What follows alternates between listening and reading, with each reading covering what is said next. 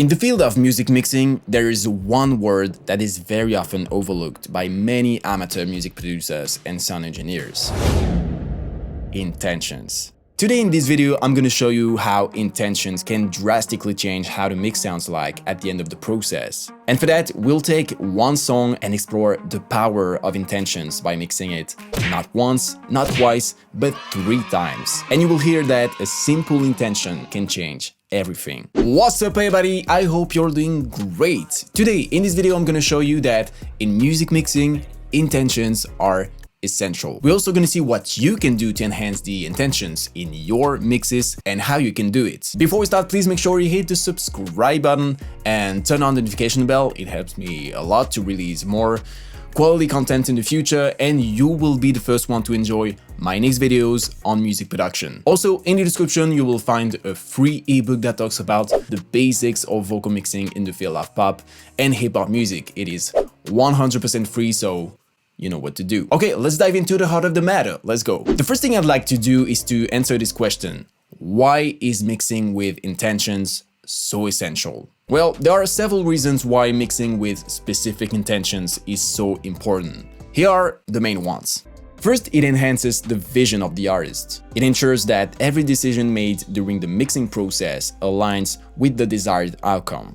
Secondly, it has a way more powerful emotional impact. We don't just mix music to make it sound clean. We need to give emotions to listeners, and we can enhance them with clear intentions. It will also help have an effective decision making. If you have a specific intention in your mix, you won't lose your time wondering what you want to hear from each sound. You just need to remind yourself what are the main intentions and then make decisions accordingly. Mixing with intentions will also create unique results. If you mix music only to make it sound clean and cohesive, which is already a good thing, your music will look like all the other songs. But if you have that specific vision in mind, you will set your work apart from others. It allows you to express your individual style and creativity. And finally, intentions help create a stronger connection between the music and the audience. When listeners feel the intention behind the music, and I can tell you they do, they can relate to it on a deeper level. Now there's another essential question to answer: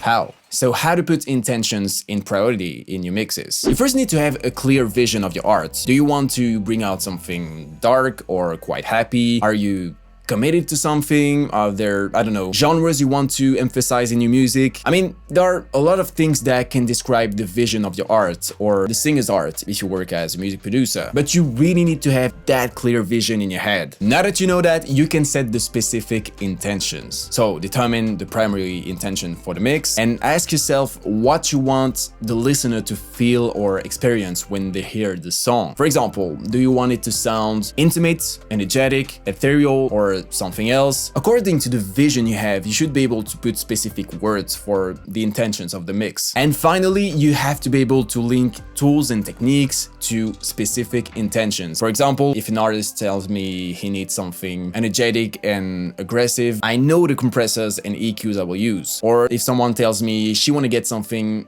shiny and atmospheric, I know I'm gonna try this specific reverb. It's something that takes time and practice, but it really boosts your ability to mix with very specific intentions. Now it's time to listen to the 3 different mixes of the same song. While you're listening to these 3 mixes, I'm gonna ask you just one thing. For each mix, write in the comments what you think the intentions are in 2-3 words for each. This way you'll see if you can already associate technical choices and intentions, and also what other people think. It could be very interesting for me too. Let's hear those mixes.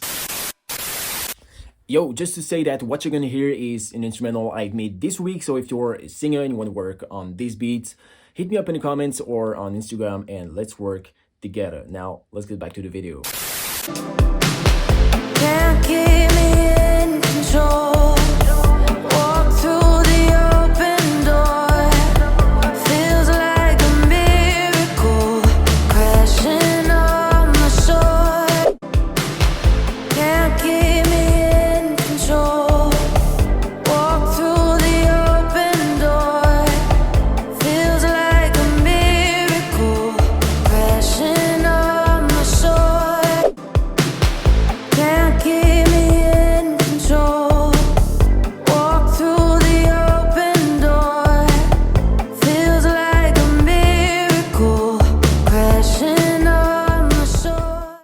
Did you write your words in the comments? Fine. Here are the intentions of each mix. The intention of the first mix was to get something energetic, precise, but also lush and atmospheric. It's more of a modern mix. The intention of the second one was about getting something spacious, bright, and wide, which is close to the 80s style of mixing. And the last one was about getting something intimate, close, and warm, close to what we did in the 70s and sometimes in the early 2000s. Let's see what I did for each style of mixing, and let's start with the modern style. So the first intention was the energetic side, and to enhance the energy in a mix, the most powerful tool will be compression. In this mixing session, we can find heavy compression on vocals, where I use the plugin MOTT from Slate Digital to really squash the dynamics and make it super powerful and aggressive. By the way, it's an amazing plugin if you don't want to dive too much into the technical side of mixing. We can also find compression on the drums with this VCA compressor that enhances the attack and make the drums more unified and powerful. I also used saturation on the kick drum to make it snap a little more, and that's what allowed me to boost the energy within the mix. For the intention of precision, everything was about making space for each element within the mix. So that's where the EQ is essential, as it's a tool that will allow us to separate each element and prevent them from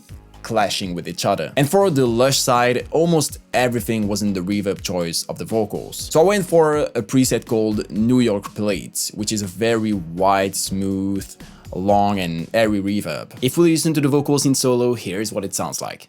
Can't keep me in control. Walk through the open door. Feels like a miracle. Crashing on the shore. In the balance, I also chose to boost the elements that had reverb and delay in the audio itself, the main synth, for example.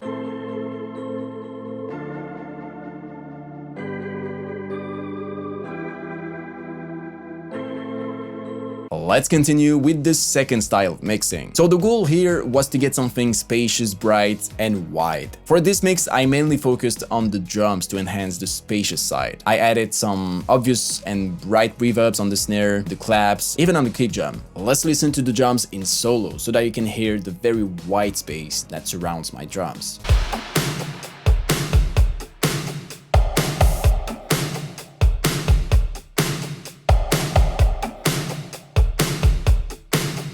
For the bright side, it wasn't the high mid range that I could find it. So I boosted this range on the drums, the synths, the vocals, but not only on the elements themselves, but also on the reverb choice of the vocals. For example, as you can see here, for the vocals, I went for a preset called Bright Hole. Just perfect to enhance the 80s vibe. And for the last mixing style, which was the one close to the 70s mixing style, the most important steps were the balance, the use of the mid-range, and the choice of reverb. The balance, because if you want to get something close to you in a mix, sometimes you can simply boost the volume and it does the trick, which was the case for the vocals. The good use of the mid-range, because that's where you can emphasize the presence of something in the mix. And the choice of reverb, because if you want the listeners to feel involved and to feel an intimate side in your mixes, you need to use a reverb to bring all the elements of your mix together in a single universe. And to avoid cluttering up your mix, the most effective types of reverbs are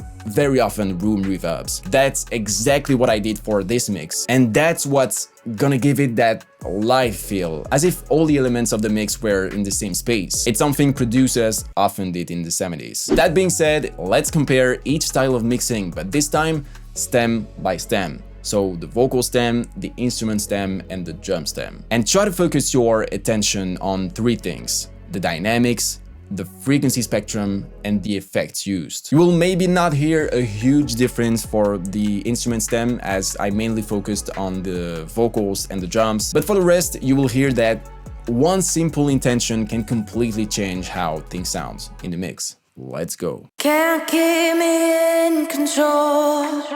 Walk through the open door. Feels like a miracle. Crashing on the shore. Do you remember? Do you remember? Do you remember me?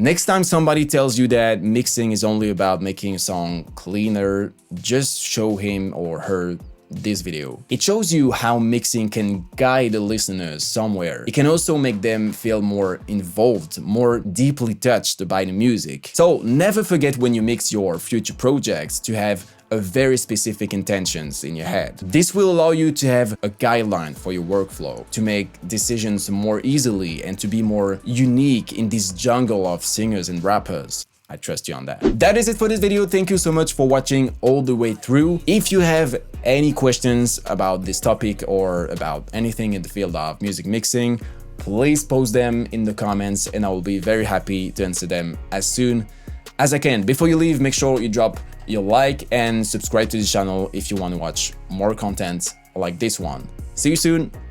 Bye-bye.